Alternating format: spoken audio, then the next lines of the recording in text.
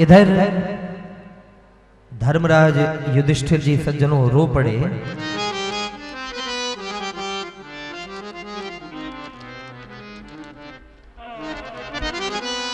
राधे राधे रो पड़े और प्रमाण आता है। अब थोड़ा सा बड़े मन से महाभारत में चले। इधर धर्मराज युधिष्ठिर जी ने कन्हैया को बड़ी खरी खोटी कही। केशव, मैं ये कैसे भूल जाऊं कि ये युद्ध जो हुआ है महाभारत का, ये तुम्हारी वजह से हुआ है। मैं ये कैसे भूल जाऊं। विचार करें कि जिन महापुरुषों से हमने विद्या ग्रहण करी, अध्ययन किया, आज उन बड़े बड़े महापुरुषों की क्या दुर्गति करी है। पितामह भीष्म पिछले 52 दिन से सरसैया पर पड़े हैं। मोहन, मैं सह नहीं पा रहा ये बात। ये हमारे पूज्य थे, ये हमारे गुरुजन थे। सुनते ही सज्जनों पितामह भीष्म के कान खड़े हो गए और कहा, धर्म युधिष्ठिर? हाँ दादाजी। बोले, तुम्हें पता भी है कि तुम किससे क्या कह रहे हो? तुम्हें जानकारी है क्या? ये जो कुछ भी हुआ है ये कृष्ण की कृपा से नहीं हुआ, इन सभी के कर्मों की वजह से हुआ है। धनंजय अर्जुन की ओर देख करके कहते हैं, धनंजय, धर्म का तत्व बड़ा गहन होता है, बड़ा गहन होता है। ऊपरी दिखावे से धर्म समझ में नहीं आता। कई व्यक्ति बहुत भजन पूजा पाठ करते हैं, दिखाने के लिए करते भी हैं, मन से हो माला जपते हैं, लेकिन लोग कहते हैं कि बोले भाई इतना मंदिर जाता है, इतना पूजा पाठ करता है, इतना कीर्तन करता है, लेकिन उसके घर ये खुशी तो है ही नहीं। वो ऐसे दुखी रहता है, उसके घर ये क्लेश है। याद रहे भैया, धर्म का तत्व इतना गहन होता है कि ऊपरी क्रियाकलाप से वो समझ में नहीं आता। कई लोग धर्म बहुत करते हैं लेकिन दुखी हैं। क्यों? क्योंकि कर्म फल। अब यहाँ पितामह भीष्म का मन हटा कन्हैया से और धर्म को उपदेश देने लगे, धनंजय को उपदेश देने लगे। अर्जुन, युधिष्ठिर, कर्म फल व्यक्ति का कभी नहीं छूटता। कर्म फल कभी नहीं छूटता। सबके कोई ना कोई कर्म रहे हैं और उसी कर्म की वजह से आज इन सभी महापुरुषों ने इस गति को प्राप्त किया। ये मरे सभी कर्म की वजह से। चरणों में गिर करके धर्मराज युधिष्ठिर जी रो पड़े। पितामह, हाँ बेटे। बोले, मैं जब राजगद्दी पर बैठता हूं तो मेरी छाती फटने लग जाती है। कितने लोगों को, मेरे गुरुजनों को, अपनों को मार करके मैंने ये सत्ता प्राप्त करी है। मैं अशांत हो जाता हूं दादाजी। मैं आपसे ये जानकारी करना चाहता हूं कि इस धरती पर जब से ये सृष्टि प्रारंभ हुई, सृष्टि का सबसे पहला और इस धरती का सर्वश्रेष्ठ धर्म कौन सा है? मैं आपसे ये जानना चाहता हूं। जैसे ये प्रश्न किया तो पितामह भीष्म कुछ बोलते। अर्जुन ने कहा, दादाजी, हम किताबी ज्ञान नहीं पूछ रहे आपसे। आप हमारे बुजुर्ग हैं, आप ज्ञानी हैं, आप जानते हैं, इसलिए जवाब वही देना जो वास्तव में हो। धर्म, इस धरातल का सबसे श्रेष्ठ धर्म कौन सा है? आप हमें बताइए। ये जितनी भी चर्चा है वो महाभारत के शांति पर्व में बड़े विस्तार से वर्णन करी गई है। जैसे ही पूछा तब पितामह भीष्म ने कहा, मेरे बच्चों, इस दुनिया का सर्वश्रेष्ठ धर्म और सबसे प्रारंभिक धर्म यदि कोई है तो वो भागवत धर्म है। भागवत धर्म। और भागवत धर्म सज्जनों, भागवत जी की वजह से नहीं कहा। भागवत धर्म उसको कहते हैं जो धर्म भगवान ने प्रारंभ किया था। भगवान ने उस धर्म का आलोढ़न प्लोढ़न करने के बाद में उस धर्म का उपदेश किया ब्रह्मा जी को। भगवान के पास जब वो धर्म था तब वो भागवत धर्म कहलाया, और जब वही धर्म ब्रह्मा जी के पास आ गया तो वो ब्राह्मण धर्म कहलाया, और वही धर्म जब ब्रह्मा जी ने उपदेश किया मनु महाराज को तो वही मानव धर्म कहलाया। इस दुनिया का सर्वश्रेष्ठ धर्म यदि कोई है तो मानव धर्म है, यानी इंसानियत से बड़ा इस धरती पर कोई धर्म नहीं है। ये बहुत बड़ा तमाचा है इंसानियत के नाम पर, बहुत बड़ा तमाचा। मैं अक्सर कहा करता हूँ, सोचिए इस बात को कि धरती का सर्वश्रेष्ठ धर्म है मानव धर्म। गधे से कभी ये नहीं कहना पड़ता कि तू गधा बन, सूगर से ये कभी नहीं कहना पड़ता कि तू सूगर बन, लेकिन मालिक इंसान से कहना पड़ता है कि भैया तू इंसान बन। तेरी इंसानियत का धर्म कहाँ चला गया है? तेरा धर्म कहाँ है? ऐसा गजब का उपदेश दिया, ऐसा सुंदर उपदेश दिया।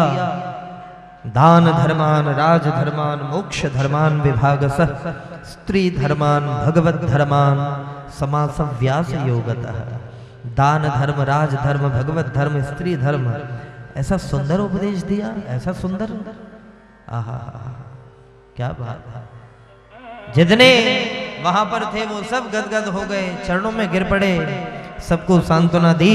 और सांत्वना देने के बाद पितामह भीष्म ने कहा, भैया अब सब लोग मौन रहना, अब मैं जानना चाहता हूं कुछ अपने बारे में जानना चाहता हूं। अब दो बात मैं अपने ठाकुर से करूंगा। श्री कृष्ण से अब मैं 2 बात करना चाहता हूं, कृपा करके कोई बोलना मत। पितामह भीष्म ने ये कहा, और कहने के बाद दाईं ओर श्याम सुंदर खड़े, उनको देखा और देखते ही नेत्र भर आए। केशव, हाँ दादाजी। केशव, एक बात पूछनी है आपसे, बताओ। मुझे अपने 100 जन्म का स्मरण है, पिछले 100 जन्मों का स्मरण है। मोहन, मैंने कोई पाप नहीं किया। पिछले 100 जन्म का मुझे स्मरण है, माधव मैंने कोई पाप नहीं किया।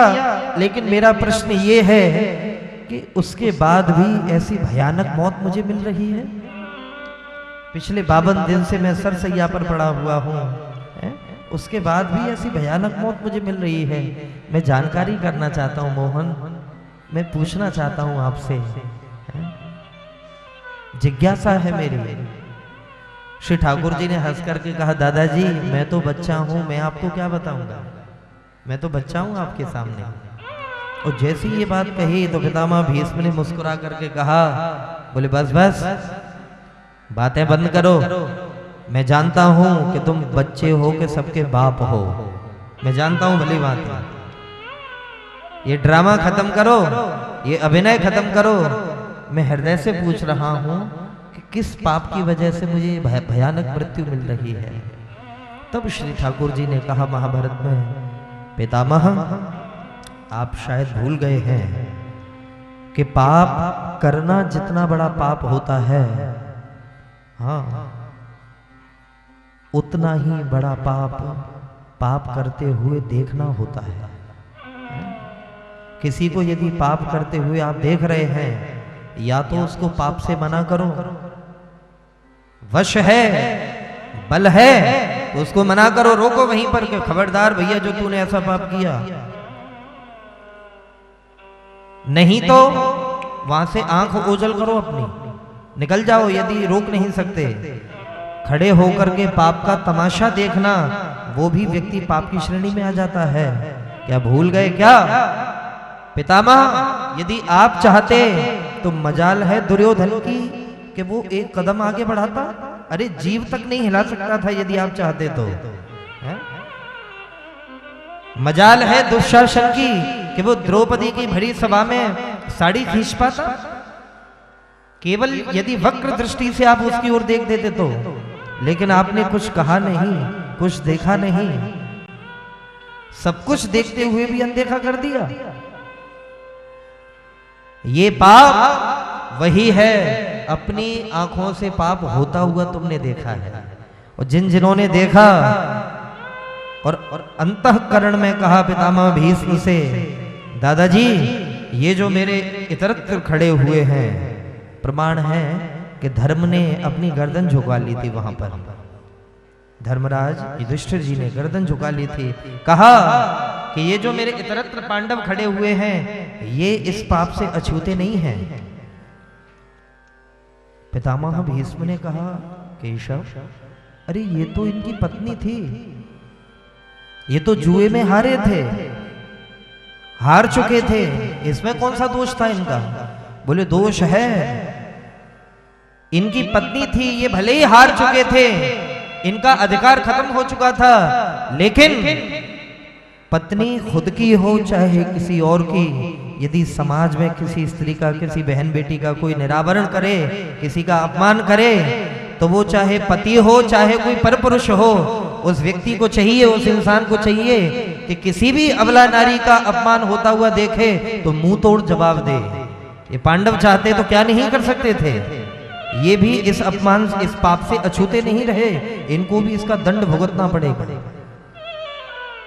हक्के बक्के रह गए पितामह भीष्म, अरे राम राम राम राम, इतना बड़ा पाप। और हम लोग पाप होते हुए कितना देखते हैं, कितना देखते हैं? अरे राम राम राम, राधे राधे। क्या बात, जब चर्चा हुई, चर्चा हुई, पितामह भीष्म के चेहरे पर मुस्कुराहट आ गई। वाह माधव, अगर अब आप कहो तो मैं प्रलय पर्यंत ऐसे ही लेटा रहूंगा, कि मेरे रोने से तुमको जो आए हंसी, मेरे रोने से तुमको जो आए हंसी, तुम्हें रो रो के तुमको हंसाया करूं। कन्हैया यदि तुम्हें खुशी मिल रही है तो मैं जिंदगी भर प्रलय पर्यंत ऐसे ही, क्योंकि मैं इच्छा मृत्यु का मालिक हूं, जब तक मेरी इच्छा नहीं होगी मैं मर नहीं सकता। आज्ञा दो, आज्ञा दो। आहा, श्री ठाकुर जी ने कहा नहीं नहीं, ऐसा नहीं। क्यों? ऐसा क्यों नहीं? श्री कृष्ण कहते हैं, दादाजी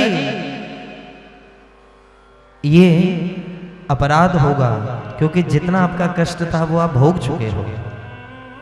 पितामह भीष्म ने कहा, केशव की शंका है, संशय है, कौन सा?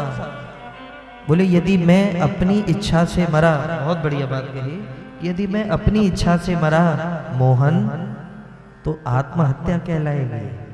मैं इच्छा मृत्यु का मालिक हूँ, और यदि मैं अपनी इच्छा से मरा, अपनी इच्छा से यदि कोई व्यक्ति मरता है तो आत्महत्या होती है।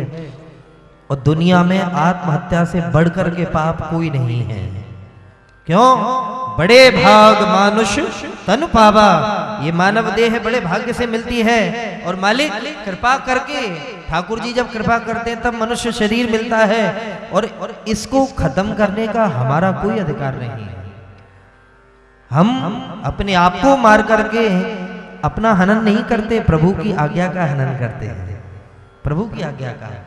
तो पितामह भीष्म ने बड़ी समझदारी की बात कही, माधव यदि मैं अपनी इच्छा से मरा तो आत्महत्या कहलाएगी, तो मैं मरूं कैसे?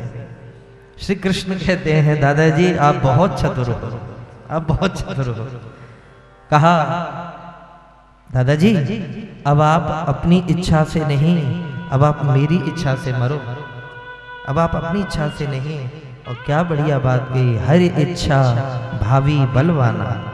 इस दुनिया में यदि इंसान की इच्छा के ऊपर कोई इच्छा है तो वो है परमात्मा की इच्छा। वो जैसा करें, वो जब जैसा करें वो उनको भाता है। दादाजी अब आप अपनी इच्छा से नहीं, मेरी इच्छा से मरो। आहा, आज देखा सज्जनों, सुंदर समय है, माघ शुक्ल पक्ष की एकादशी। क्या? माघ शुक्ल पक्ष की एकादशी। और आज पितामह भीष्म ने सोचा, माधव यदि आपकी इच्छा है तो मैं आपसे एक निवेदन करूं, अपराध करूं? हाँ हाँ बताओ।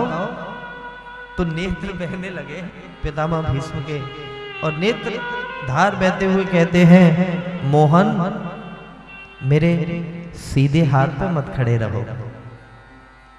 मैंने सुना है कि प्रभु की तरफ, मंदिर की तरफ, गुरुजनों की तरफ कभी पैर नहीं किया जाता, पैर नहीं किया जाता।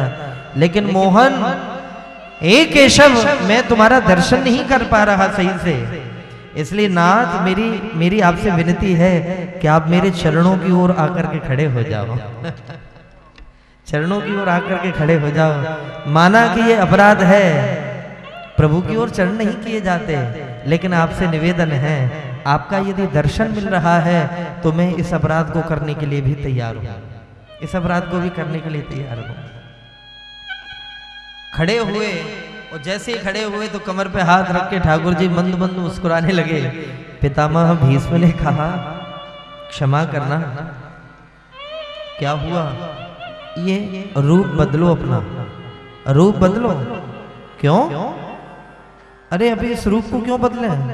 आहा, पितामह भीष्म कहते हैं, प्रभु जब भी मैं आपके सांवले सलोने रूप को देखता हूं तो मुझे लगता है कि जैसे मेरा कोई पुत्र हो, जैसे मेरा कोई पोता हो। आप इतने सुंदर हैं कि पौत्र भाव मेरे अंदर जागृत होता है, मन करता है कि गोद में लेकर के आपको दुलार करूं। और यदि पौत्र मोह से मैंने आपको देख करके शरीर छोड़ा तो मुझे फिर से जन्म लेकर के आना पड़ेगा। इसलिए मैं ये नहीं चाहता कि मैं अपने पौत्र मोह में आंखों से आपको देखूं। मोहन, चतुर्भुजी हो जाओ ना। है? अगर इस रूप को देखते हुए मरा तो मोहन अटकूंगा मैं, मेरा मन अटकेगा, इसलिए मैं दोबारा नहीं आना चाहता। चतुर्भुजी हो जाओ, मेरे मन में ये बात बैठ जाए कि आप ही परब्रह्म परमात्मा हो। जैसे ही ये बात कही, श्री पितामह भीष्म सज्जनों की बात सुनकर के हमारे श्री ठाकुर जी उसी समय पितामह भीष्म के आगे चतुर्भुजी रूप में प्रकट हो गए, प्रकट हो गए। और जैसे ही पितामह भीष्म ने चरणों की ओर श्याम सुंदर को खड़ा हुआ देखा, आज लाल जी का वो स्वरूप स्मरण आया, वो जो कृपा करी। आहा हा हा, अपना मान टले टल जाए पर जन का मान न टलते देखा। प्रबल प्रेम के पाले पढ़कर प्रभु को नियम बदलते देखा।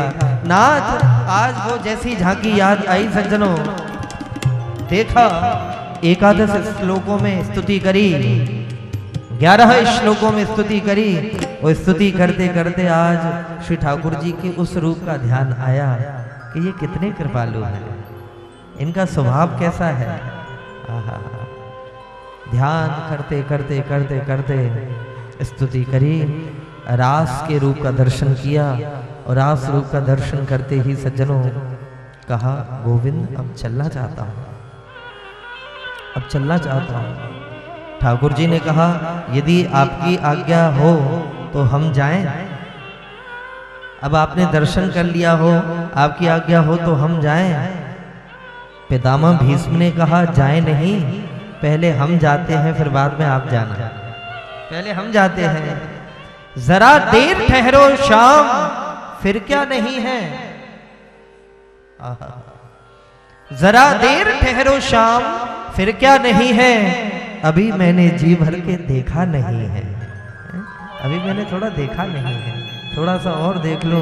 और ये देखते देखते नेत्र सजल हुए, सोनतः श्वास उपारमत, जोर से श्वास भरी, हिचकी ली, और कृष्ण को देखते देखते पितामह भीष्म ने अपना श्वास छोड़ दिया। और जैसे ही श्वास छोड़ा, दिव्य ज्योति निकली, और कुरुक्षेत्र का परिभ्रमण करने के बाद में सज्जनों वो दिव्य ज्योति आई और श्री ठाकुर जी के श्री अंग में समाहित हो गई, समाहित हो गई। ऐसी मौत, ऐसी मृत्यु के इतना तो करना स्वामी, जब प्राण तन से निकले, गोविंद नाम लेकर तब प्राण तन से निकले। श्री गंगा जी का तट हो,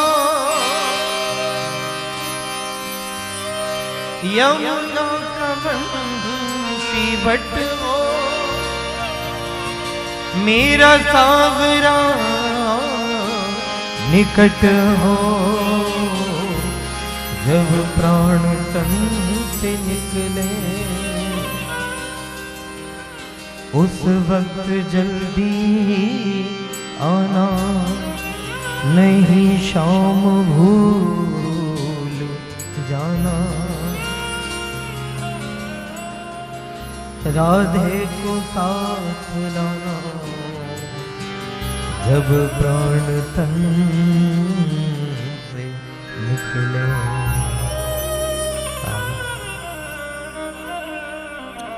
पीताम्बरी कसी हो। लाल जी, हम लोग भी तो यही निवेदन करते हैं, जब शरीर छूटे गोविंद तो आपका दर्शन करते करते।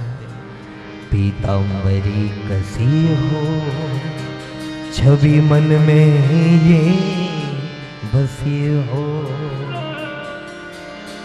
के पीताम्बरी कसी हो, छवि मन में ये बसी हो, चेहरे पे कुछ हंसी हो,